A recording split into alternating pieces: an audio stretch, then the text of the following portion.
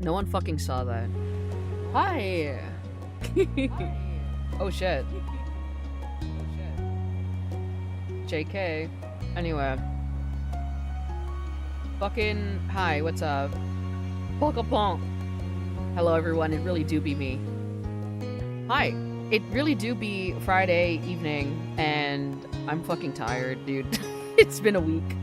But I hope your week has been a-okay. I hope, you know, it's Friday. It is the weekend. But, yeah. Hi, Cheese. Thank you for dropping by. Hold on, give me a second. Maybe I need to, like, move my mic a little bit. Ah!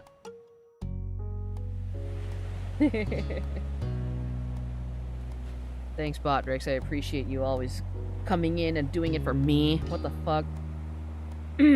But yeah, okay. It's cool. So we're gonna be playing Our Life, Beginnings and Always, because I love this game. There's actually going to be another game from the developer, and it's called Our Life, Always and Forever, and I've been like... I have this game... I have the title of that game, like, permanently burned into my memory, because every time I was, like, setting up for this game, I, kept calling it Always and Forever. No, this is Beginnings and Always. I'm staying up for it. Thank you, Cheese. You definitely don't need to, you know, if you get a little sleepy. It's a visual novel, so it's not as exciting as, like, Mario Kart or some other shit that I do in this godforsaken channel. But yeah, let's go. I say continue as if I have a fucking file. I don't. Welcome to Our Life, Beginnings and Always. There are various ways you can customize and interact with the game. This tutorial is an overview of how certain features work. Okay, so I do know how the game works. Yeah, so basically, it's called Our Life because you're starting off as a baby, you end up in, like, adulthood. There's 4 stages, there's different episodes in each period, and, you know, you can, like, skip them, you can do whatever, you can, like, talk to them, like, you know, it is a visual novel in every sense of the word. You can skip stuff. If you skip stuff, you might miss out on an ending. You can also go back with, like, you know, if you're not happy with your decision, you can go back. This game is also very inclusive. So you basically just kind of like you have the option to customize your character however the hell you want. Like what pronouns they use. It's a very wonderful game. And at the beginning of each chapter, so like let's say you want to switch genders or like whatever in between chapters, you can most definitely do that. And it's great. There's a fantastic... On the character creation screen, there's a cute little doll. Yes, there is. It is a very lovely game.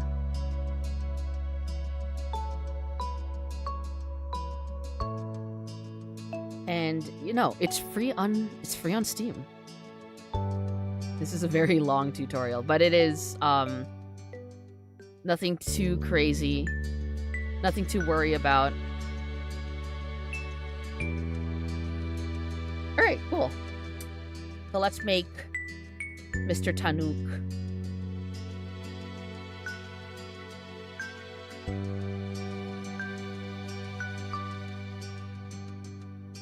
Let's make Mr. Tanuk. I have to, like, keep checking. There we go. This one is a bit more correct.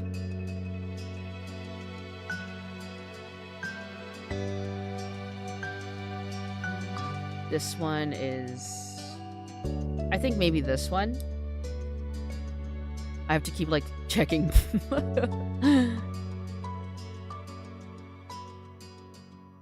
Beige. Is that the color of my hair? I kind of, like... I always thought that my hair was a little bit orange, but... I think beige kind of works a bit better.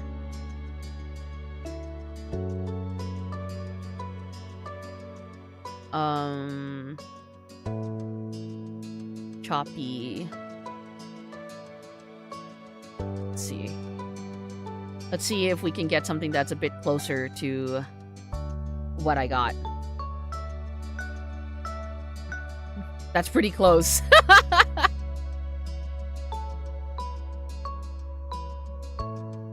I think the triangle one is probably the closest one.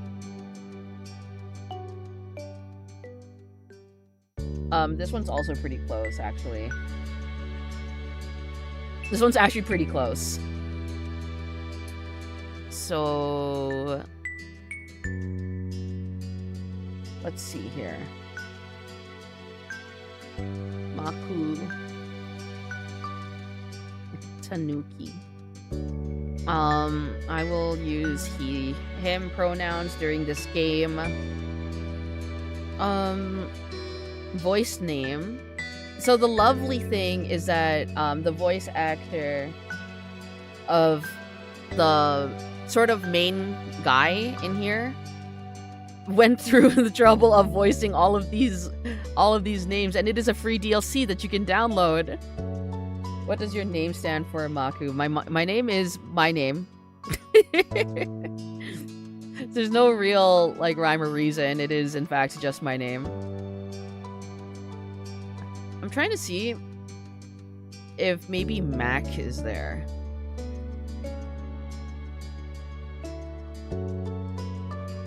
It doesn't look like Mac is there, so I'm a little depressed.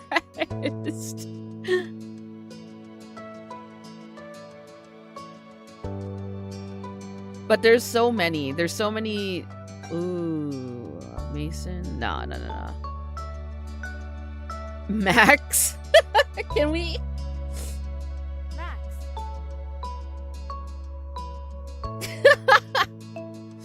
Yeah, you know what? Maybe Max would work. If you say my name fast enough, it sounds like Max. But you can make your voice name whatever it is, whatever they have. And they have so many. They have so many. It's kind of crazy. It's like, it's so detailed for like a free game. I mean, of course, there's like the DLC that you can buy. But honestly, it's so fucking worth. This is such a great game.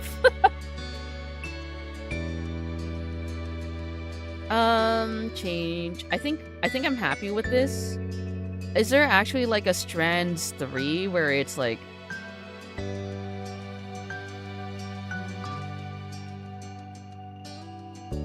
be in my scene girl phase at the ripe age of like, I don't know, 5?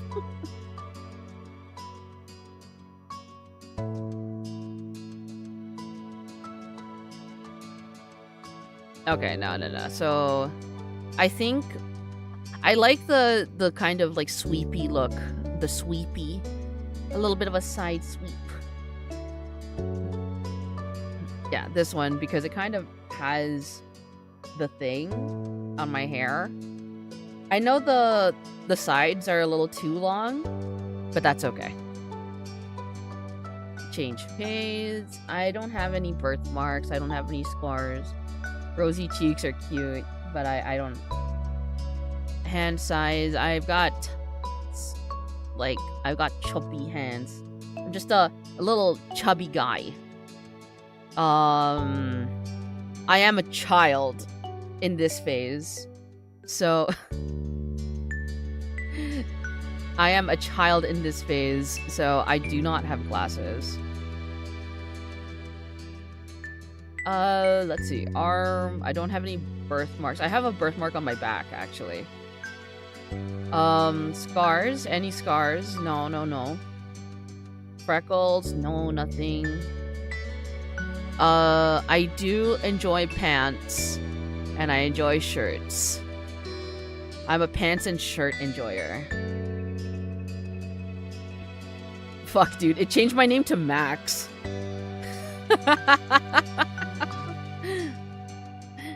No, I'm pretty sure that even if you use your voice, the voice name is going to be Max. If you write your name as like, let's say Maku, it should still call you Max. accessory types. I like bracelets, and I like necklaces, and I like hats. This should be it. Okay. Okay, let's go. Let's start. Summer in Sunset... Blah, blah, blah. Amazing start. Summer in Sunset Bird was a special time of year. Your usually sleepy town began to bustle. I should have probably asked, but like... The audio is okay, right? Like, nothing is too loud. I'm gonna put down the volume of the game just a smidgen. Just a little bit. Just so that I can make sure that you can hear me. Put my mic up a little bit. Okay. My mic is all... Actually, that's not true. That's... actually, I don't want to touch my mic right now. I'm afraid that it might... What if I just put down the game volume? Is everything A-okay? Everything A-okay? Yes? Fantastic. Good, good, good, good, good. Okay. Summer in Sunset Bird was a very special time of year. Your usually sleepy town began to bustle. It was a popular tourist destination with people coming from all over to enjoy the beach, the weather, and the relaxation that came with both. The smell of the ocean, crisp and salty, hung in the air, bringing 3 whole months of schoolless vacation with it. During the summer, your moms didn't like you to wander too far outside of your neighborhood, so you knew the area pretty well. That included the people. Families came and went from Sunset Bird, but they mostly stayed and did what your mom called putting down roots. They built businesses, they got to know each other, and they definitely said hello to the nice young kids who waved when passing their stores. Going for a walk around town mostly meant that the familiar, friendly residents waved, or asked how your family was, or most often just said hello. You didn't really get why they always said hello. Okay, so I'm going to be answering the questions like me. I'm not going to be playing any sort of character, just kind of like how I approach this channel. I am going to be as truthful as I can be. So, you didn't really get why they always said hi, they saw you every day, but you nodded back at them anyway. You ended up saying hi to a lot of different people, since most of the tourists that came and went every summer were the same ones. You were too anxious to say hi. And that's true. You were too anxious to say hi back to most of the other residents that greeted you, but they all knew well enough to expect that, and that is very much correct. They still smiled at you anyway, and that made you feel a little bit more comfortable. But today, there was a man sitting on the curb outside your house. He was sitting with his head in his hands, his whole body slumped over, and you wondered if he was even a real person or a statue that had magically sprung up from the ground overnight. Whoever or whatever he was, you had never seen him before. One thing about knowing everyone in Sunset Bird was that people who you didn't recognize really stood out. It was rare for tourists to venture into the residential district, as your moms called it. So for you, not knowing who a total stranger was set off a lot of red flags. Your moms had to talk with you and your big sister Lizzie about this kind of situation before. You hadn't exactly been listening at the time. You think it could be okay to talk to new people.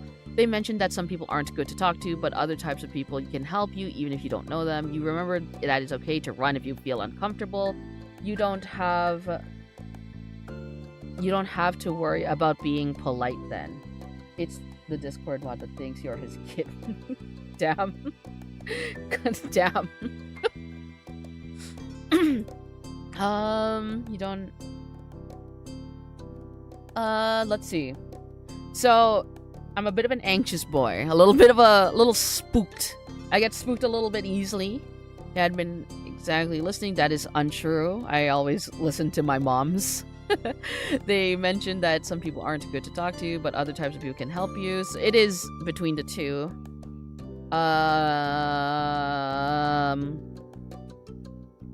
Maybe this one. You weren't sure about this man yet. Still, you felt a bit scared knowing that he was blocking the way to your front door, but you were pretty interested. You wanted to know more about what was going on, whether he was nice, you didn't want to be bothered. This man is in front of my house. This man is a little scary. He's in front of my house. You slowed down, your mind racing for ideas on how to get past him unseen, but it was too late to escape. There was a split second where your eyes met and you took in a shaky breath, your eyes darting to the sky, pretending to stare at a bird who was hovering nearby. Hey! His voice, there are voices. It's kind of like the sporadic thing where they voice some lines, but not all of them. So, you're going to hear my amazing voiceovers. Future boyfriend, gacha stories be like. Honestly, I haven't paid I don't really pay that much attention to gacha games. You know, I play Honkai Star Rail, but it's not a game that I want to play on stream because I just skip through the story and I don't want to. I know sometimes people are very interested in the story and I can't be bothered. So, I don't know, maybe gacha stories aren't... Actually, no, that's untrue. I play Cookie Run Kingdom as well, and while I also skip the story in Cookie Run Kingdom, I also know that it is actually quite a banger of a story. Cookie Run Kingdom's a good game. Anyway, so, his voice startled you and made you jump, but you didn't look at him. The bird landed on top of a nearby gatepost and its black feathers ruffled against the gentle breeze. You absolutely need to try Detroit Become Human. I guess. Also, Cheese, just a really quick, thing. One of the rules is, not to kind of, recommend games unless I ask. So, just a quick little bop.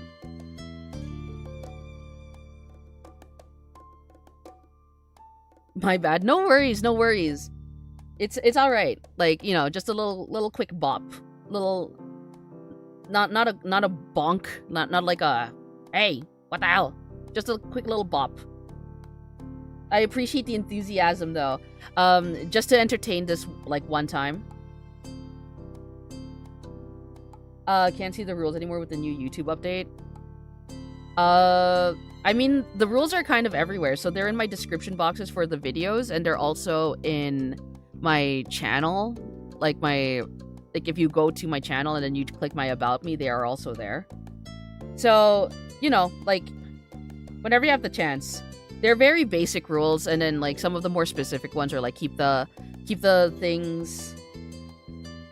I see. So you're using some sort of app. I see. Okay. Yeah, no, basically the rules are very straightforward, be respectful, don't spam, keep the chat relevant to what's going on the stream, and also don't unless I ask, which is I do ask sometimes, don't sort of recommend or demand or request that I play games. It's cool, right? I appreciate that people are interested in seeing me react to stuff, but also I have a huge fucking backlog. I have such a huge fucking backlog of games. It's kind of pathetic because of I have a huge backlog because I only play Stardew Valley. I play so much Stardew Valley, it's kind of pathetic. I've bought Stardew Valley 4 different times. I have it on Steam. I have it on the Switch. I have it on mobile devices. It's about as much of a favorite game as I'm going to be, but even then I wouldn't say it's my number 1 favorite game. But yeah, I play an unholy amount of Stardew Valley. And because of that, I am really behind on my games.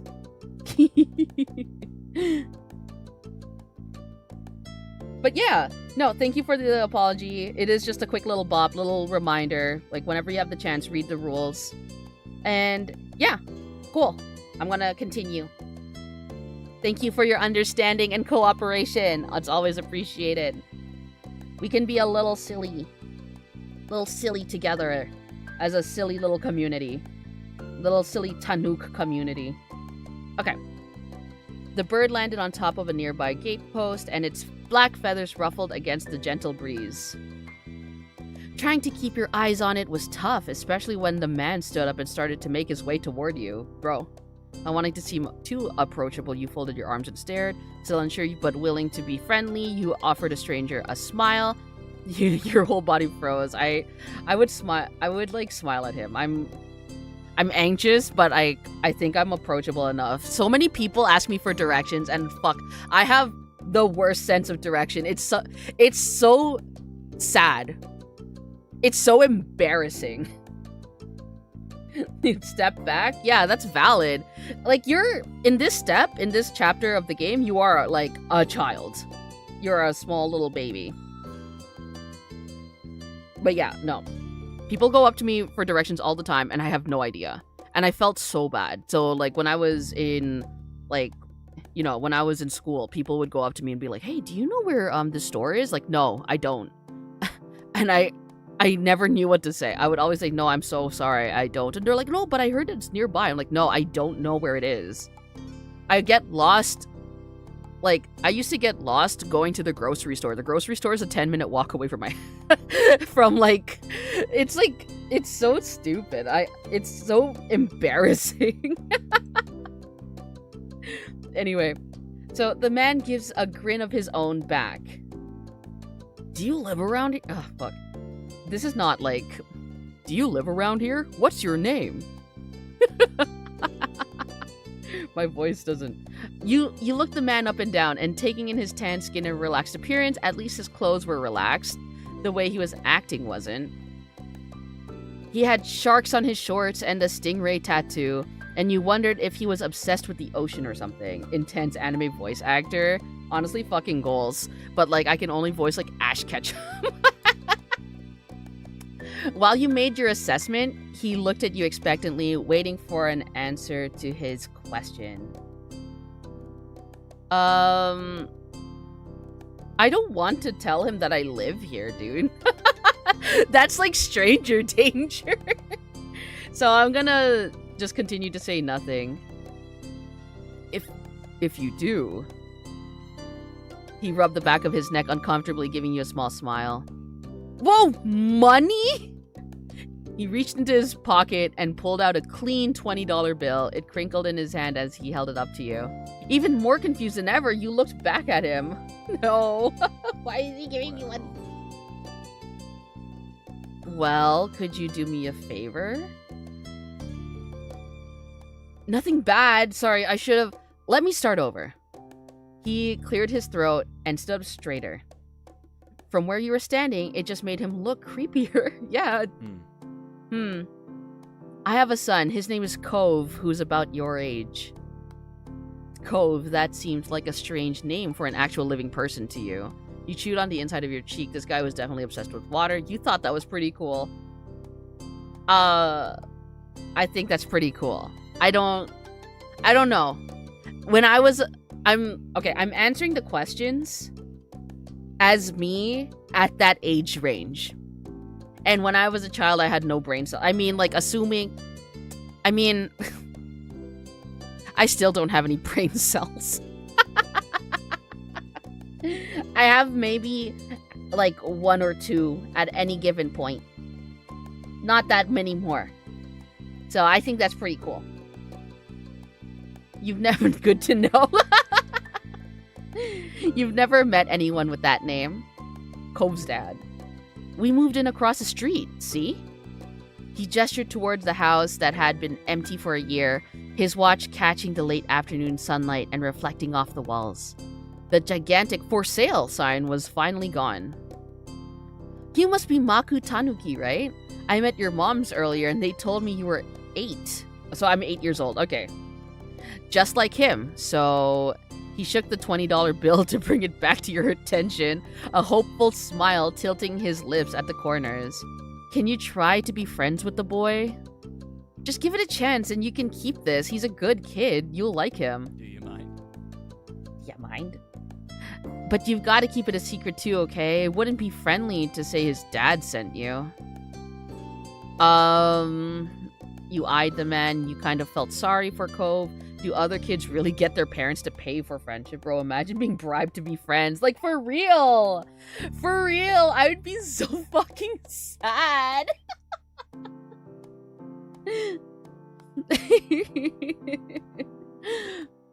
You eyed the man. You kind of felt sorry for Cove. Did other parents really get their parents did other kids really get their parents to pay for their friendship? Had your moms done that for you and Lizzie, the thought made you frown. What'd you say? Want to make a deal? I don't want the money. You took a step back from him, clearly refusing to accept the offer. He deflated enough to notice, but not completely. Are you sure? It won't be so bad. Even if it's just for the summer, that'd be enough. That only made this sound more strange to you. Why does it lasting for the summer matter? When it was clear his initial strategy wasn't going to apply, he tucked the bill into a back pocket and changed the request. I get it. You don't have to. Would you be comfortable with he and I coming by for a normal visit? No money involved. Yeah, I want to meet him. Okay, you can do that, I guess. You'd have to ask my moms. You didn't answer. You'd have to ask my moms. His smile got bigger again. His eyes crinkled at the sides. Of course. They invited us over earlier, but I'd like to ask you too. Then I guess you can. I'll bring him by tomorrow. Should I, like, voice myself as, like, a baby?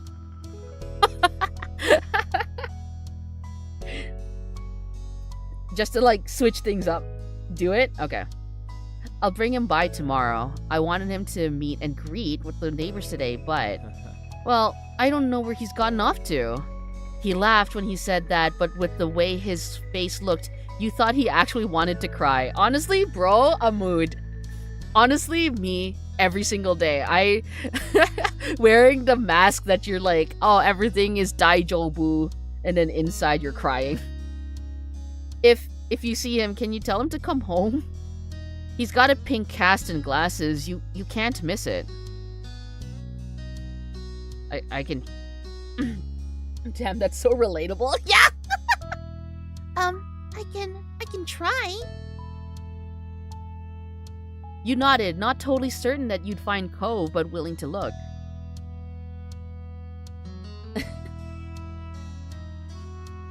The man smiled.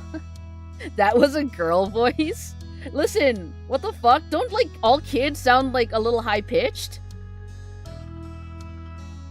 Kids sound high-pitched.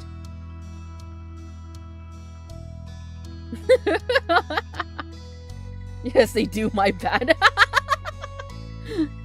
The man smiled and reached out to pat you on the head, paused before doing so, then pulled his hand away instead. Your moms are already checking around for me. Such a thoughtful group you are. Now I better go look too. Can't put everyone else to work while I keep sitting here. I thought he might come back, and that's not what's important. I have to go. Thanks again, Maku, so much.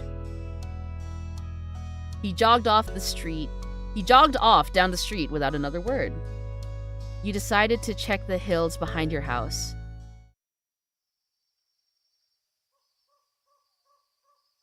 Awoo! The chirping of crickets in the tall grass greeted you, quiet and familiar. From the top of the hill, you could see the ocean. As you walked, you listened to the crash of the waves on the shore and the seagulls squawking as they settled down for the night. You always loved the ocean. It was so fun. You loved to hear the stories of the sea, about the merfolk and the sea serpents.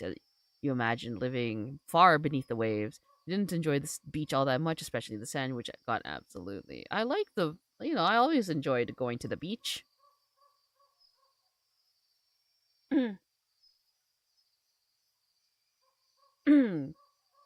Sometimes, Lizzie would join you, but suddenly from behind you hear Old Man Herbert. Dang. Sometimes Lizzie would join you, the two of you splashing each other into waves, Those were the best days. You took in a deep breath. You wanted to try to relax and couldn't. You weren't sure what, but something told you you weren't alone, so you glanced around. There was a boy sitting at the top of one hill, almost completely hidden within the long grass and white flowers surrounding him. His head was buried in his knees, staring ahead by himself. For whatever reason, probably just that he wasn't paying attention, he hadn't noticed you yet. You watched him a minute longer, feeling a bit like you'd found a deer in the wild. Though deer didn't have green hair, wavy eyebrows, pink cast, I think. As why does this hit so deep? It's a good visual novel. I think as a baby, I think the fact that this boy has green fucking hair would probably but this new boy did. You watched as it fluttered softly around his face in the breeze. After a few more seconds, he took a step forward, then another, and then he glanced your way. His aquamarine eyes reflected the light of the moon. You stopped, raising a hand to acknowledge him and show you weren't scary. Are you lost? With a start, he jumped to his feet, his hands balling into fists at his sides. He didn't say anything, just stared at you in a strange way. He'd been crying. There were traces of tears on his cheeks and his knees, soaking the hem of his shorts, and his eyes were still shining with a few more. Oddly specific eye color. You'd obviously caught him off guard. His pink cast seemed to glow in the twilight, though when he caught you staring at it, he hid his arm behind his back. Something the man earlier had said stuck out to you.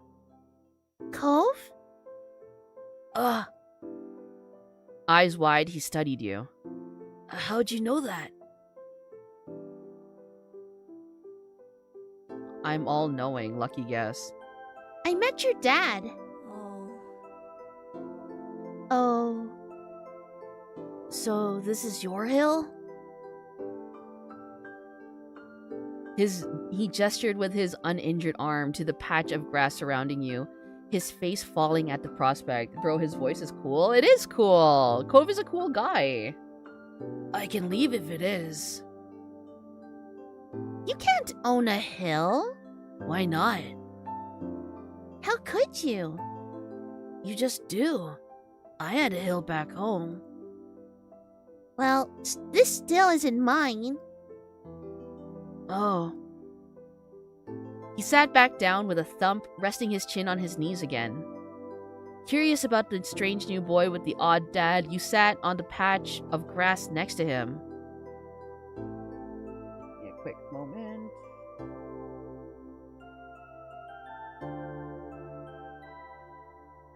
Sorry. Okay. The pure white flowers that covered this hill rocked back and forth gently as the stars twinkled above. The way they dotted the sky made them seem like flowers too. The night wind was cool as it traveled over the ocean and up the hill, chasing away the heat from the afternoon sun. Why? These are... Why are you here and why'd your family move? I think why are you here is probably a bit more up my alley. I think why'd your family move is a bit too intrusive, but why are you here sounds so accusatory.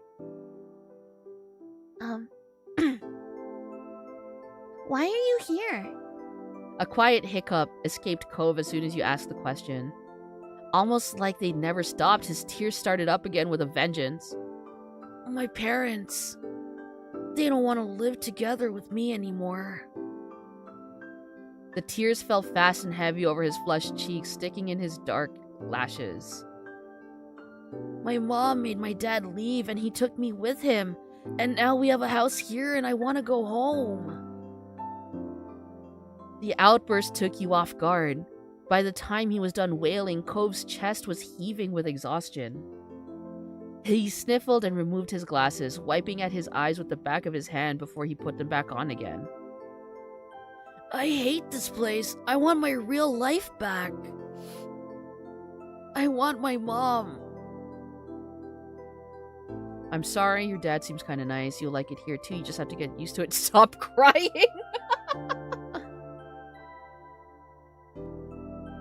Bro's not a dad guy. This is like a rough situation. Your dad seems kind of nice. He slipped his hands underneath his glasses and pressed his fingers against his eyelids. Cove wound himself up again for another long crying fit. It must be hard for Cove living here without his mom, but at least he still had a parent who cared about him. But from way off in the distance, you heard your parents. Maku! Cove? Kids, where'd you go? Cove looked at you, tears still clinging to his cheeks. Don't tell him we're here. I want to go home. I want to go home. I don't want to go back to that house. I want to go home.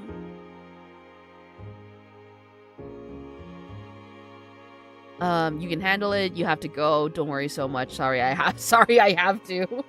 Sorry, King. It'll be okay. You were stuck by a sudden need to reassure Cove. It's not gonna all be fun, but isn't he your family too? Yeah, I guess. Then you can count on him when you really, really need him. You shot him a grin and pushed yourself to your feet. Slowly, Cove stood up with you, still looking a little reluctant. No, your mom did the postman. No. His dad's voice rang out again. Cove, can you hear me? He looked toward the sound of his dad's voice, silent, then turned away while rubbing his not bandaged arm. Sorry, I still don't want to go. You called out yourself, you waited silently with him, you tried to convince him. Let's wait with him. Yeah, I get it. You do? Before you could answer, you heard Cove's dad even closer than before. There you are, bud! The trio of parents appeared over the curve of the hill. Instantly, all of their eyes landed on you and they rushed over. Both of your moms were at your side in a split second, faces filled with worry. My moms are so pretty. Maku, you're here after all. We had been at the park to check for Cove and then heard what happened earlier when you met the new neighbor. I thought you might have gone further away. Bro, why are they so hot? Dude, my moms are so pretty. No, we were just sitting in the grass. Why is everyone acting like this is a big thing? We're okay, don't worry. Cove didn't want to go home. We're okay, don't worry. Thank God you're both fine. Were you two having wow, what the fuck? Were you two having fun out here? You looked over at Cove, who was wiggling against his dad's tight hug and pushing at his arms. He's good. I think I'm gonna marry him. Ah! Sigma Noob. Hi, what's up? Thank you for dropping by.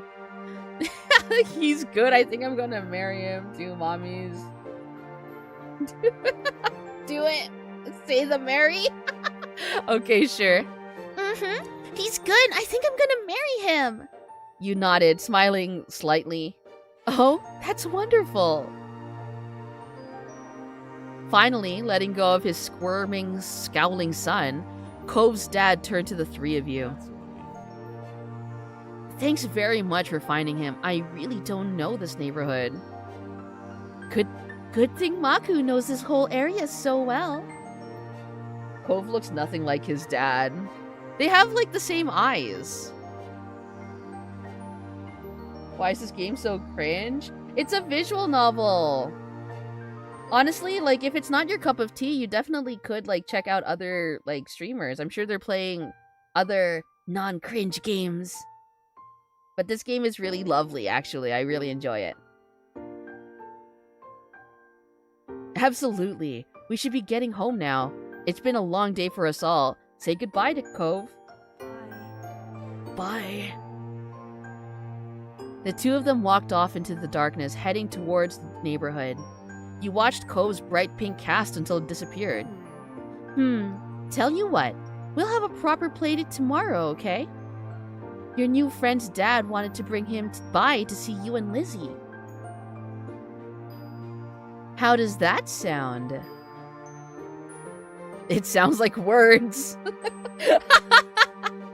Sure, can I show him my stuff? Of course. Then okay. Now, who the fuck is Lizzie? They said it a little bit earlier, but it was a very quick, brief. Lizzie is our sister. Both of your moms laughed, the sounds overlapping into a warm, familiar chorus.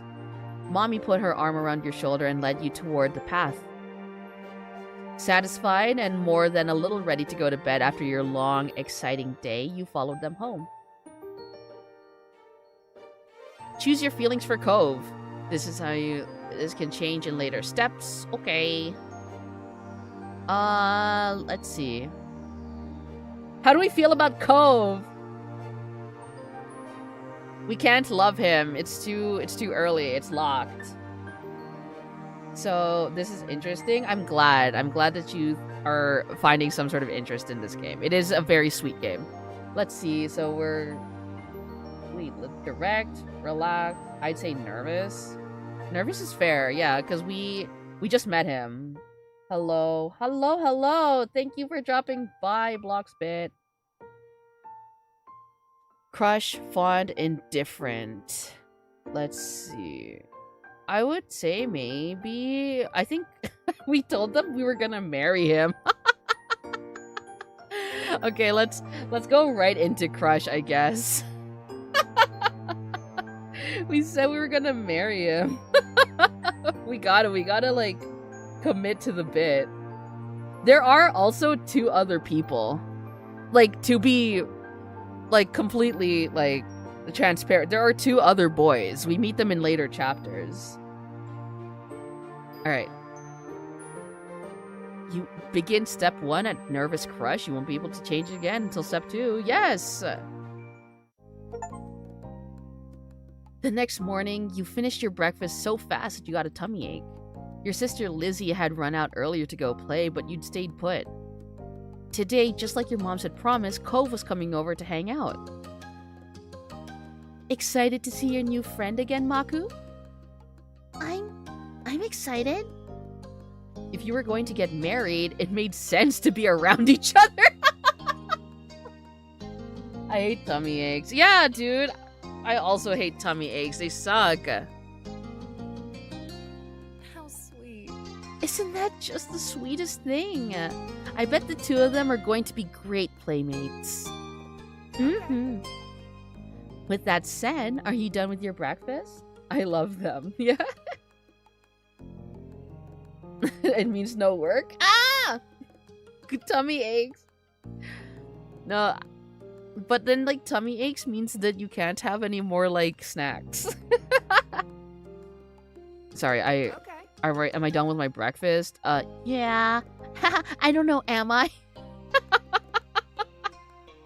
What the fuck? I know, okay, I know there are most definitely children who are this little sassy. I'm not that, unfortunately. Do it. Unfortunately, I'm not that sassy. My bowl was entirely empty, so I nodded.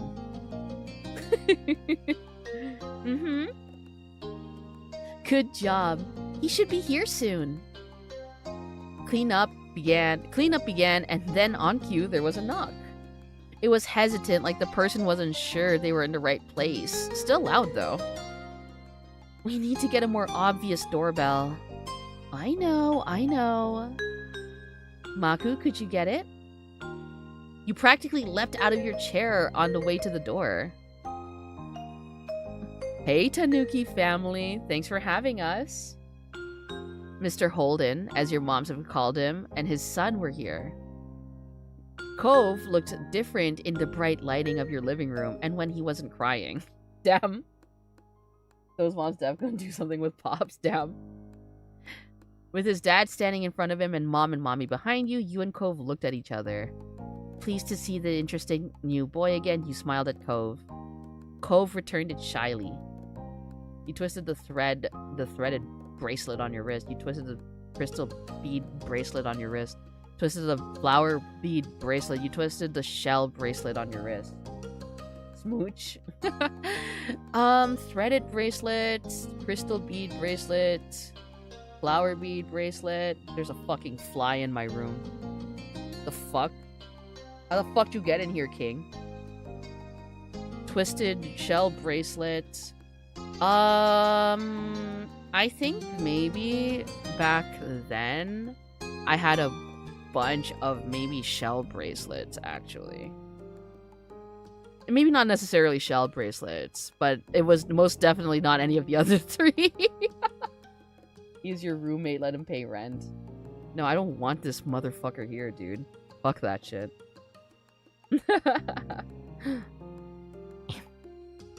Do you want to see my room? Okay. Okay. Take care. Let us know if you need anything, you two. Have fun, kids. See you. See you later, son. Play nice. You led him to your room, puffing out your chest a little bit at the sight of your treasures. There were lots of stuffed animals, a cool bed, a window to look out. This is a pretty nice room. It was a great room.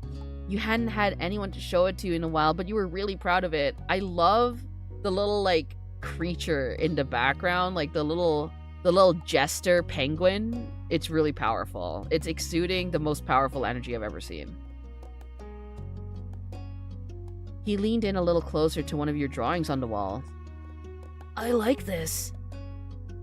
I drew that! Cool. You smiled at him. You were proud of that particular piece of art, and you were glad he noticed it. He turned... He is the alpha male. He turned to look around the room a little more, studying the books on your desk and the pictures on the walls. You started to feel a bit nervous. You felt the atmosphere was kind of awkward. You were glad for the company. You hoped he liked your room. Dude, I hope you like my room, dude. My room's so fucking nice. This room is way too nice for an 8-year-old child. You'd put a lot of effort into making your room as nice as it was. You hoped he didn't say anything bad about it. Then his eyes landed on the tiny box of beach things you'd collected, tucked away by your door. He took a step towards it before hesitating and pointing at it instead. What's that? A hoard of stuff I found on the beach. Oh. Do you have any driftwood in there? Dragging the box into the middle of the room, you and Cove flopped down next to it. Yeah! You gestured to a piece at the bottom, still covered with specks of sand. Neat! This is a good collection.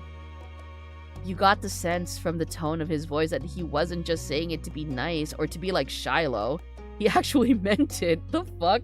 Why are we throwing Shiloh under the fucking bus? Shiloh isn't even here to defend themselves. Ah! Shiloh's coming over! Shiloh? My sister's friend. He wants to, meet you. Do I have to meet him? It'll be okay, I think. Here, I found the shell in a log, and... You pulled out seashell after seashell, explaining what where you'd gotten each one, and holding them up against the light. Seashells by the seashore. There were big ones, small ones, pink, purple, and orange. Most of them you washed off in the bathroom sink when you brought them home, cleaning off the sand. Over the few years, you'd even learned some of their scientific names. That's not true, I'm 8 years old. As we've established before, I was 8 years old and I had no brain cells as an 8-year-old child.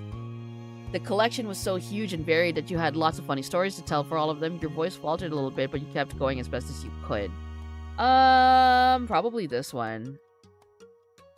Apparently fascinated either by the stories or by the shells themselves, Cove listened with what looked like the full force of his attention.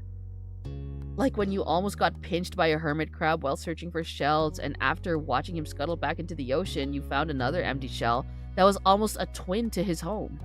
It was a new experience to be at the center of such dedicated focus. For some reason, it was making your cheeks feel warm. You had never felt like this around another person before. It was kind of weird. Kids, come down to the living room. You could tell the idea was making him unhappy, but Mommy wasn't giving you much of a chance to hang around. Cove hadn't been like this meeting you. You guessed it was because he thinks you found each other by accident, not that a parent made it happen. I mean, like, a parent didn't make it happen. We didn't accept the money. We didn't accept the money and we just kind of like backed off. I mean, like, I guess we said that we were going to look out, maybe, but I don't think we made the conscious effort to look for Cove.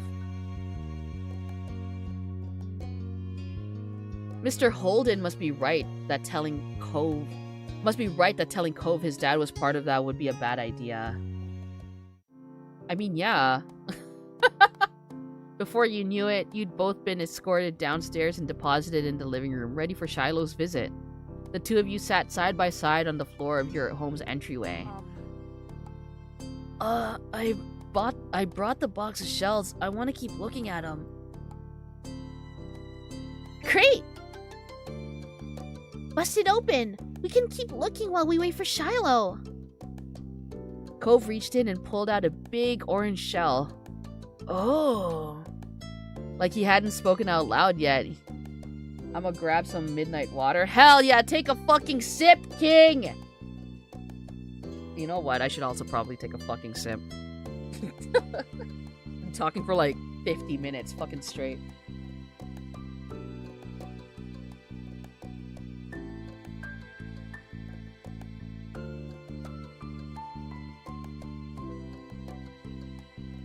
Stay fucking hydrated.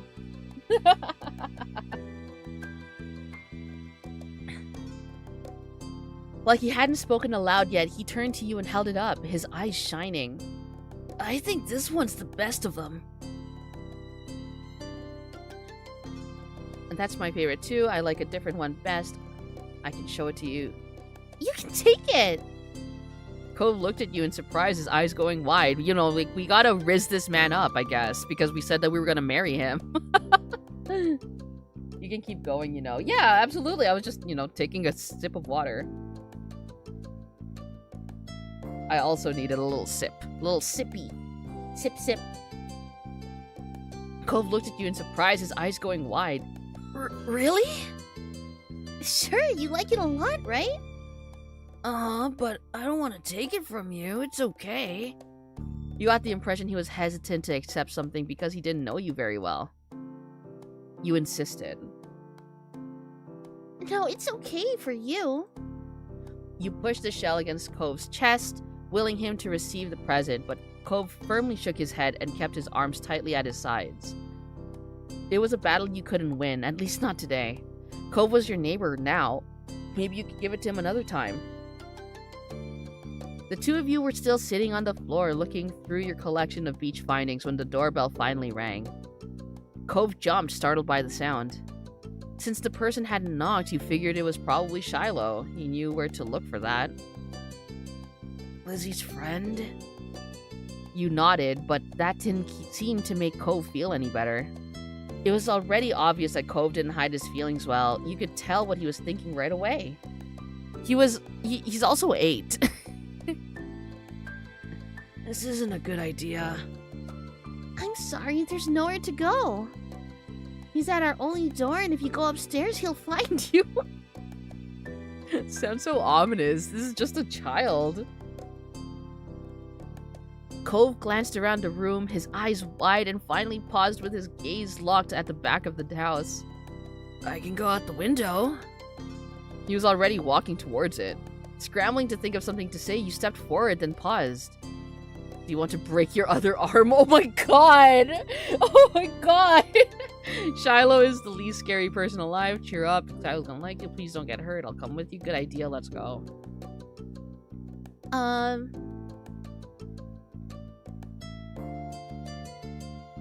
Please don't get hurt. I'm worried. What if something happens? The distance from the first floor living room window wasn't far, but you could tell it made Cove nervous anyway. He touched the cast on his arm. The wind had clearly released from his sails. I don't want to break any more bones. I don't think anyone wants to. Yeah, but I don't want to see him. I don't know him. I comforted him. You're right. Meeting new people is really hard. I'm sorry. Thanks. Shiloh poked his head into the living room. It was impossible to know for sure if he'd heard what you were saying, but you guessed that he had. Hi. And hi, Cove. Cove shot you an uneasy glance. Hi. I'm Shiloh. It's nice to meet you. Yeah. You have a lot of freckles. Right, I do. What are you guys doing? We're looking at shells. Can I do it too? Awesome. Can I do it too? Cove shrugged, then looked back at your box of beach findings. What about that one? The plan for the afternoon, at least as far as you were concerned, was to sit and look at the beach things some more. You weren't really in the mood to do much of anything else, especially if Cove was having fun. You held out a recent find to Cove, a scallop shell that had washed up on shore. It's a pretty color, kind of like my cast. I need to sneeze so fucking bad. Fuck.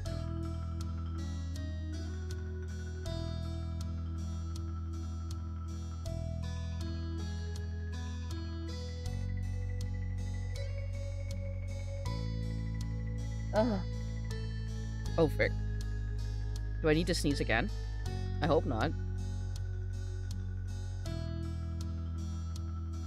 I don't. Okay, cool. The beautiful glittering pink did look a little bit like the wrap around his arm. Pink's a nice color. Okay. Oh my god, Cove! Shiloh's a little baby. Oh? Is it your favorite? Not really. What is? Maybe green or blue? Might be yellow. I've returned. Hi, welcome back. Oh, those are all cool. I guess. I guess. You said green, blue, and yellow. Dude, I like those colors too. Awesome. Awesome. Both of them smiled. Like usual, it didn't take long for Shiloh to get fidgety. Lizzie was his favorite. Without her around, Shiloh didn't seem to know what to do with himself. And Cove wasn't like your sister. He wasn't that much like you either. Is Lizzie coming back? I don't know. Aw. Aw. Where'd she go? I think she's at the beach. Oh, fuck, frick, frick, fuck, frick. I think she's at the beach, probably. Is she playing at the park? Cove's eyes lit up at the mention of a park, and he looked towards you. There's a park? Yep, but it's old. Can you show me? I want to go. He started getting up before you had even answered, and Shiloh jumped up beside him in excitement. No, she's in the basement. Really? You do too, right, Maku? The park's fun. Dude, I love the park. I love the park. Yeah, it's right at the beach, so there's lots of fun things to do and lots of sand. It has a jungle gym and a bunch of swings. Oh, that sounds like it'd be cool. So, are we gonna find Lizzie? I don't know. I never really wanted to see her. I just want to check the park out. Adrift without any direction, Shiloh finally turned to you. Okay. He perked up. Both boys wanted to go. It was only fair. After getting permission from your moms, the three of you were ready to head out. Rude. It was a short walk to the park. Lizzie had convinced your moms that it was so short she should always be allowed to walk there by herself. When you found her, she was hanging on the jungle gym, swinging back and forth. Hey, Lizzie. Her face lit up when she saw you, her big brown eyes going wide. Okay, I don't, like, what fucking voice can I do for this child? Excuse me. Maku, Shiloh. It's the same voice. Hi. She dropped to the ground and landed with a soft thud in the sand. In a split second, Shiloh had abandoned you two and scrambled over to stand by her. You were used to being left out when it was just the three of you, but now Cove was here. It was nice to have someone who stuck with you. Who's that? It's Cove. He's new. Hi. I remember. Hi, Cove. Welcome to my park. Nobody ever comes here to play, so this is where we get together. She gestured wildly with her hands as if to present the area to the newcomer. Without interrupting Lizzie's speech, Cove whispered in your ear, quiet enough that the others wouldn't overhear. I thought kids couldn't own places like parks or hills. You couldn't help but laugh a tiny bit. While Lizzie continued talking, you took the chance to kick off your shoes and wiggle your toes through the warm sand. Nice, huh? In this neighborhood, I'm the one who comes up with the ideas. You are? Uh-huh. Uh-huh. Yeah, I am.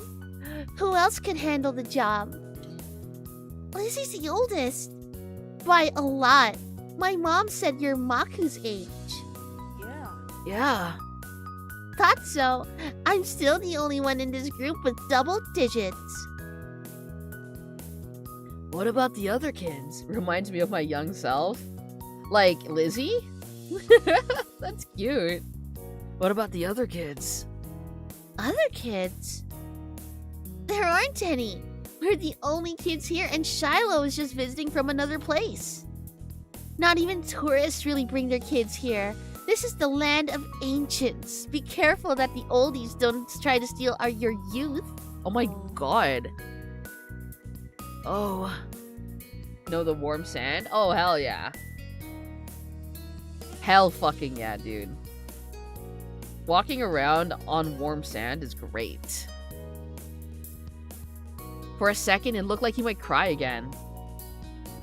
But something in his eyes shifted, and he looked back at Lizzie. What kind of old people? Like moms and dads or grandparents? Grandparents who don't have kids. They hate kids. Why? We haven't done anything. Only some of them don't like kids. Stop saying stuff like that. You're gonna upset him. Yeah, they're really bad. You went along with her, wriggling your fingers menacingly at Cove. He sniffled, his forehead creasing with worry. No, he looked so upset. Lizzie was staring Cove down, but Cove wasn't even looking at her anymore. He didn't seem to care that she was there. He went into his own head. Shiloh was the next one to speak, completely unaware of the situation. I met Lizzie and Maku in school. You'll see tons of kids there when summer is over. I don't want to go to a new school. I don't want summer to end. Shiloh looked down to the dirt. He hasn't had much luck striking up conversations with Cove. I like summer vacation a lot too. All the building tension in the air suddenly vanished when Lizzie laughed. At Shiloh's discomfort, at how weird she thought Cove was, at something else entirely you didn't really know, but she laughed, face scrunching up. Okay. Okay. Welcome to Sunset Bird Cove. Take a seat, put up your feet, and get used to it. You offered him a small smile, and that, at least, looked to reassure him some. For the rest of the summer, Cove was always there. You saw him more often than Shiloh, and on some days when she was in a bad mood or busy, you even saw him more than Lizzie. He became a staple of your everyday life, and the way the sun and lunch were the beach were. Looking back on it years later, you would realize that you'd had a tiny crush on him right away. One that had made you want to spend as much time with him as you did. Why do I feel like they all like Cove? I mean, maybe. That could be a thing. Of course, that was only the start of things. Okay, so yeah, this is the thing. So, I'm probably gonna do one of these and then call it. But, yeah. We pick one of... We can go through all of these, which I probably will. I probably will go through all of them just so we have through all of the things. But they are pretty long, so I'm probably just going to do maybe 1 or 2. I'm kind of leaning more towards 1. Today's been a bit of a day, so I would like to go back. So I am reading another novel. And I'd like to get back to it, actually. It's a very interesting, it's a very funny, a little nonsensical novel. It's about a guy who turned into a fish. little nonsensical, grown up. Absolutely fucking not. Oh, I also got like a thing. So I do some like journaling and/or scrapbooking, and I finally got like tape dispensers for my washi tape. I have an obscene amount of washi tape. I have so many washi tape. I went down one day I went down a washi tape fucking hole, and I came out with so many fucking washi tape. It's kind of insane. But yes, okay, so we could do 1. I do have all of them. I do have all of the DLC. Because, so I said earlier that this game is free, and it is. These are the scenarios that are free, and Cove's story. Cove's story and Cove's story only is free. There are why not? Is there an order in the story? There is no, or you can do it any, you can do any one of them, or you can skip any of them. You can go straight into the next chapter if you want. But like, you know, with the more of these that you do, the more kind of like story that you get, of course. And then also you get more of like you build a sort of rapport with Cove. If that makes any sort of sense. You like build a relationship with Cove through these. And based on your answers, so you can actually like go back and like answer differently if you want. But based on the answers that you give, it affects Cove's appearance in the next chapter. It's very interesting. It's a very cool it's a very, very cool way to, oh fucking Christ, I've dropped so many fucking washing tape. Washing tape? Dude, my fucking washi tape fell to the fucking floor. Where did it go?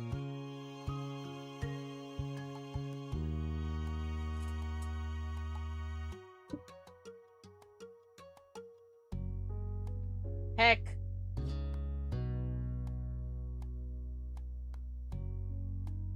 I found it. Everything's fine. Everything is A-okay. I have a lot of stuff on my desk to fidget with. And I've been fidgeting with washi tape because they're not in the dispensers yet and I dropped them. So yeah. I have all the DLC. We can go through all the DLC because I want to do the other routes as well. Probably not on stream. We're probably just going to pick one route and stick to it. I'm not too sure which route we will be doing. Maybe Cove's. Cove's is a really good one. Probably Cove's. But yeah, let's go. Which fucking one? So we're going to do shopping. Okay. Cove's dad. Come back before it gets dark, alright, sport? The familiar voice drifted across the street and drew your attention away from the snail you'd been watching inch slowly across the pavement. Cove waited in front of his dad, pushing his green hair back off his face from where the breeze was blowing it over his glasses. He looked to be paying only a mild amount of attention as he was being handled a few slips of green paper. It reminded you of when you'd first met Mr. Holden, although he's probably not paying Cove to be friends with himself. Cove's dad seemed to feel your gaze somehow, or maybe he made a noise because a second later his eyes were on you. He waved you over with a smile. He looked happy to see you, but you still felt a little weird for getting caught. You've got to learn how to be a bit more sneaky. A bit more sneaky. You brushed your hands together to free them of sand, then jogged over to join the two, smiling at Cove first and then his dad. In turn, Cove shuffled his feet in place as you got closer. Max. Yeah. Hi. Yeah, Max. Maku, hi. How's it going? Good to see you again. What excitement are you up to today, Maku? Okay, I'm going to like really quickly expose myself for playing this in fucking like window mode. But I feel like the voices should be higher.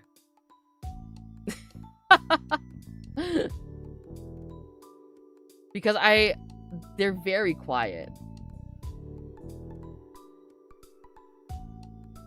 Let's also save the game.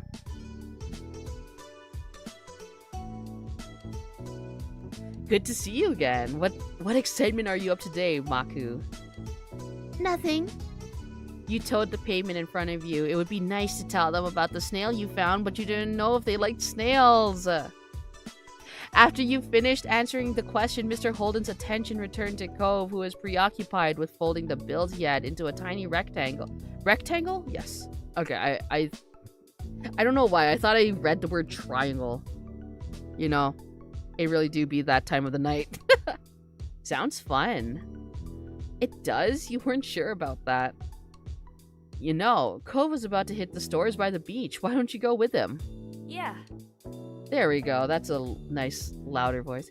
Yeah, you can come. You immediately grinned at the idea. You hadn't been sure if you'd see Cove today, and now he was inviting you somewhere. This day couldn't get much better. Great. I'm sure you guys will have loads of fun. Mr. Holden reached into his pocket and pulled out a leather wallet filled with money. You found it odd, since your moms only ever seemed to have cards in theirs. Here. He leaned in to pass a crisp 10 to Cove, giving him a wink and a whisper. Get something for your friend, too. Oh my god, this man's loaded! Sure. Good kid. That's my boy.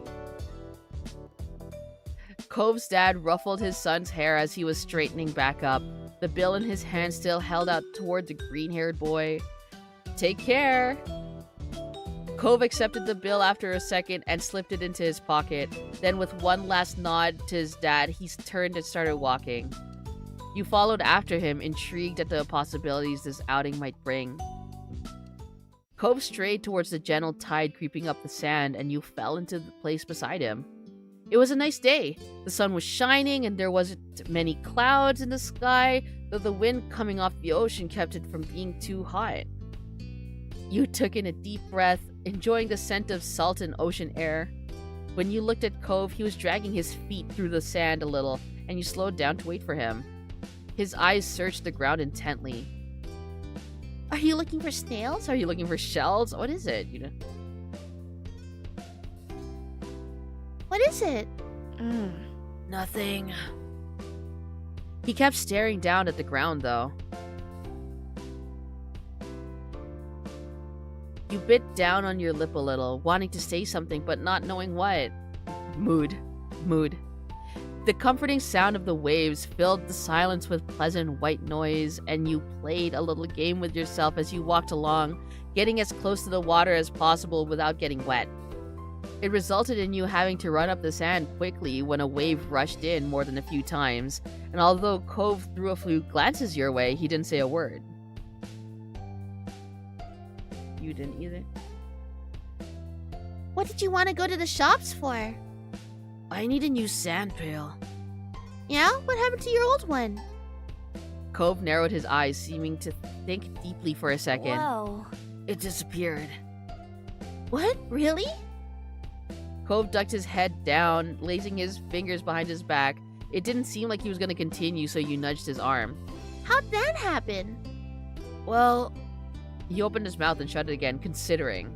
I Hmm. took it to the beach one day. Uh-huh. When I got home, it wasn't anywhere. You left it there? No, it wasn't at the beach when I went back.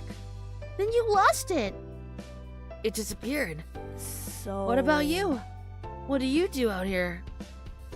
I don't come to the beach a lot. I like swimming. I like looking at fish. I like to build sand castles. Nothing. Back then, I like swimming. Cove's lips curled up in a small smile. Me too. It occurred to you that you hadn't been swimming in a while. There was just so much to do before school started up again and so little time. Once you reached the shopping area, the noise level grew exponentially. No longer just waves and footsteps, but the chatter of people enjoying the lovely summer day, the call of birds trying to find bits of food left behind, and lots of salespeople trying to get attention. You sniffed the air as you walked beside Cove. You could still smell the ocean, but there were other scents too. Pizza, pretzels, hot donuts. It was nice. The energy surrounding the area seemed to fill you, and there was a bounce in your step as you began looking at all the familiar sights. There were so many things to do, you didn't know where to begin. You looked at Cove, hoping he was just excited as you were. Cove was glancing from this one side to the street to the other with a look in his aquamarine eyes that you couldn't quite work out. What's that? Cove pointed to a large crowd of people gathered near a few tables with large, colorful umbrellas blooming over their middles. You couldn't see past the adults who were blocking the way, but you knew there must be something worth seeing. Without another word, the two of you hurried over to see what all the commotion was about. Feast your eyes on the amazing Alexander! In the center of the crowd was a man with a tall hat and a funny green coat that had 3 long tails. There was a little table next to him with a cloth hanging over it that read "The Amazing Alexander" in glittery golden script. Why tell people his name if it's already on a sign? Cove hummed with understanding, then turned to walk away just as the amazing Alexander began shuffling a deck of cards. You bit your lip, reluctantly starting to follow after Cove again. You continued looking over your shoulder, however, wanting to see as much as you could before you got too far away. Hey! Not watching where you were going, you proved to be a bad idea as you bumped right into Cove. Oh, sorry. Did you want to stay or something? If it's okay. He briefly lifted his arms up to the side before returning them to place. You could have said so. With that, it began. The magic man pulled one card out of the deck, showing it to the curious onlookers. It was a 4 of diamonds. Watch closely. You did, squeezing through a few of the adult onlookers to get a better view. Suddenly, the man snapped his fingers, and the card just disappeared. Whoa! The amazing Alexander, who had earned his title, turned his head and looked directly at you. You reached out with a kind smile. What's this behind your ear? Nothing? It was true, you didn't keep anything there. You smelled like popcorn. He smelled like popcorn and candy when he stepped closer, and you wrinkled your nose in confusion as you watched him. You felt a tug, and then he tugged the 4 of diamonds out from behind your ear. You knew it couldn't really have come from your ear, but you still didn't get how he'd done it. There was a light applause from the crowd, and the man gave a deep bow. This is for you. The man plucked a pair of balloons from a clump of them, tied down to his table. Both were in the shape of a dolphin instead of being a normal circle. And one for your friend too. Thank you for being my assistant. Wow! Now you were really grateful he chose you. After that, he went to someone else in the crowd. Pick a card, any card. My uncle does that every time he visits. Not the balloon, the stuff with the cards. Cove spoke plainly while reaching over to take the dolphin that had been designated for him. Maybe it wasn't so special. Cove was just ruining the fun. At least you had a good time. You wondered if Cove's whole family was magic. At least I had a good time. You saw a magic trick and you got a great balloon. That was more than enough to make it a worthwhile event. You thought that if you could find a card to practice with, maybe you could make it disappear too. The crowd started to clear some, and you noticed to the side there was a whole rack of brightly colored kaleidoscopes on display. Ooh, a kaleidoscope, a Rubik's Cube, a magic 8-ball. Okay, at 8 years old, I would have gone for the Magic 8 Ball. I still would. Not much has changed not much has changed. I still would go to the Magic 8 Ball. Oh. You shifted your balloon string to the other hand so you could hold it up in front of you. Then you thought of a question in your mind, shaking the ball and hearing some kind of liquid slosh around inside. Once you had given it a good shake, you held it upright waiting for the answer to appear. Concentrate and ask again. You wrinkled your nose and set the Magic 8 Ball back on the rack. It wasn't the answer you were hoping for. You followed Cove around to the other side of the stall. He went under the awning, careful of his own floating dolphin, and you joined him. Did you have places like this in your old town, or are you having fun? I only really like it here. Did you have places? I feel like that's... It's fine. It's fine. Did you have places like this in your old town? Cove blinked at you for a moment, and you wondered if you shouldn't have asked. You knew how much he missed that place. Not really. You nodded in understanding, looking over at the stalls nearby. Oh, these are so cute! While Cove looked at the sand pails, you were drawn to a table with colorful keychains laid out on it. They were sewn in the shape of sea creatures, and there was a plaque that read "Handmade" standing proudly in front. There were a lot of different types. You saw a dolphin, a shark, a crab, a turtle. Ooh, I got to pick one? Okay, the crabs are cute. Okay, at that age, at 8, I would probably go between the dolphin or the turtle. I'm thinking maybe the turtle. Fun little fucking fact, I don't know if I've ever said this, but I do have turtles. I have 2 turtles, and they're very sweet. I mean, one of them is very sweet, the other one's an asshole, but you know. It do be that way sometimes. Your hand stopped on the sleeping turtle, just barely poking its head out of the shell. It had flecks of metallic green on its back that caught the sunlight when you picked it up. I'm kind of like, yeah, this is fine. The dolphin's so cute though, and so is the crab.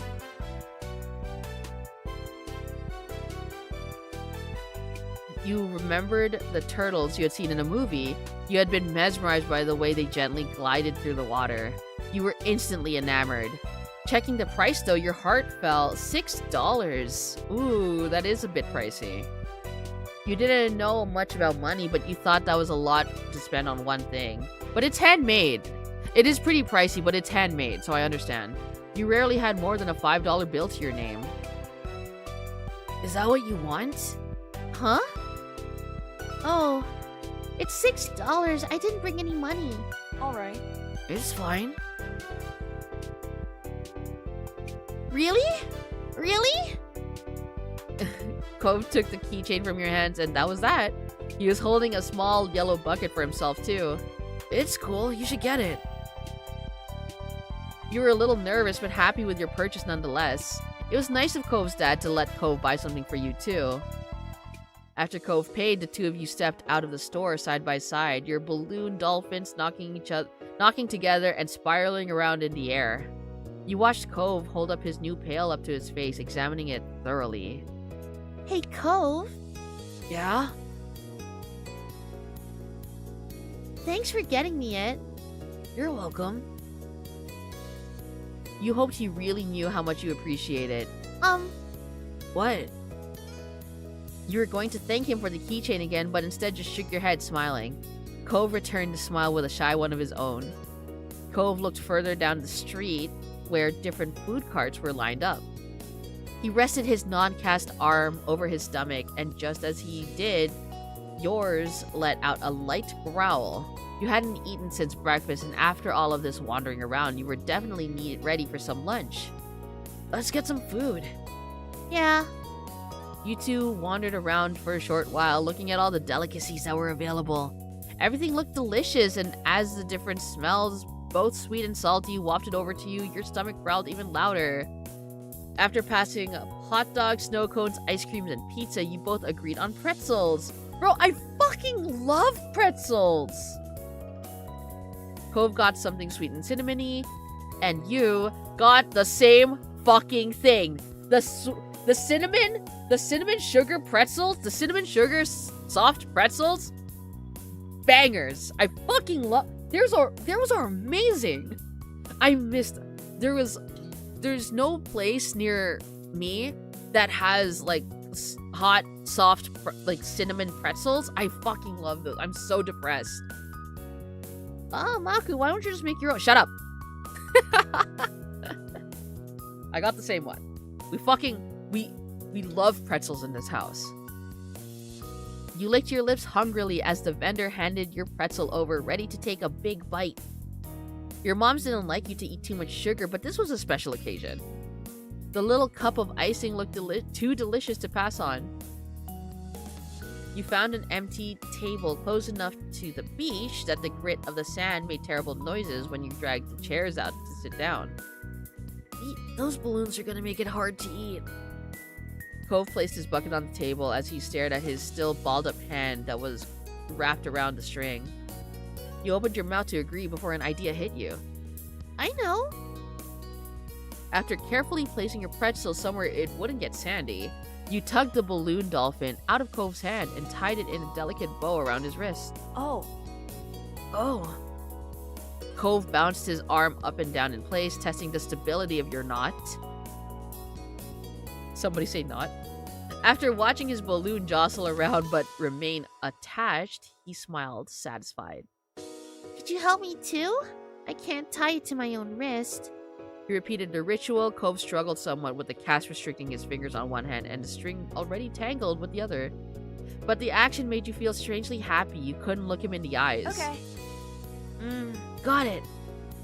The two of you spent a moment admiring your handiwork, both hands now free to allow easy munching on your pretzels. You bit into the doughy treat, savoring the taste on your tongue with a smile as you looked out over the ocean. After a time, you finished your pretzel. You were done before Cove. It was boring not having anything to do. You pulled on the string of your balloon to bring it down to your level. Then you held the balloon in your hands, manipulating it to make it look like it was jumping through the air. If you turned to face towards the beach, it almost looked like it was swimming in the waves like a real dolphin. A laugh came from your side. When you glanced back at Cove, he had left the remaining part of his pretzel on the wrapper and he was gripping his dolphin too. Mine's name is Merryweather, he's the Prince of Dolphins. My name is Splash, they star in movies. My name is Cherry, she's actually an alien. My name is Sen, they're just a regular dolphin. Mine's name is Merryweather. Shout out to you, Mary. Mine's name is Merryweather. He's the prince of the dolphins. He wears a crown made of seaweed and all of his friends are merfolk. Every now and then he'll make friends with a kid and let them ride on his back. You sighed, wishing you could meet a real dolphin like Merryweather. What's yours? Cove considered this question, placing the dolphin against the table and resting his free arm across it in contemplation. With a loud pop, the dolphin exploded into ribbons. No! I hated that. Dude, when my balloons popped as a kid, I cried like a little fucking baby. Yeah, it makes sense. When I was a kid, I cried like a baby. Big shocker. Oh no. For a second, all Cove did was gape in shock, like you. Then his cheeks puffed, squinting his eyes, and you saw tears starting to glisten. Max. Maku, it... You made a joke. You offered to find Alexander. You offered to give Cove your balloon. Don't cry. You quickly pulled the knot from your wrist loose and passed your balloon over to Cove. It wasn't the same color, but you hoped Cove would accept it anyway. Here, you can have this one.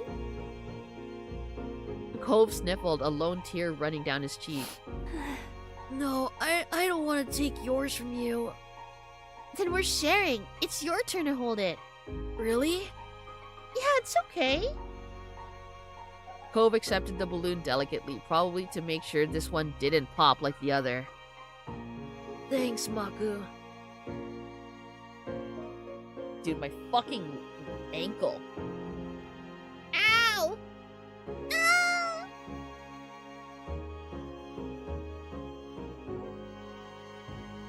I have my leg propped up weird and like, fuck. Ow. My fucking ankle. Ow. Seeing him like that felt much better than keeping the dolphin for yourself. The passing of Cove's balloon was the last major event of your adventure. In the end, the two of you headed back late that afternoon. You separated on the beach, and while Cove went straight home with his brand new sand pail in hand, you decided to sit for a while. You watched the waves and the sunset fiddling with your new keychain. After summer, another summer day was drawing to a close. It had been great going around with Cove. You hope to do it again, but next time you wished nothing would happen to make him cry. And that's shopping. Great. Let's save. Let's save. Overwrite save. Yes. Cool.